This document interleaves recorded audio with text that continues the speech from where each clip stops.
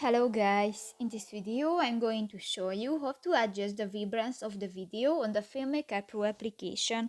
But first of all, I just want to mention, please don't forget to subscribe to our channel, because at 100,000 subscribers we are going to show you our YouTube revenue statistics and growth strategy how to make money online. So let's jump into it. First of all, open the application on your device. Tap to the New Project button at the upper side of the screen and go to the plus icon at the lower left corner. Select the video and tap to the video clip. Go to the Adjust section next to the Canvas section, and here you can find the Vibrance option next to the Blur button. And just put the line on the scale and you can edit the vibrance of your video. And if you finish, just click to the OK button.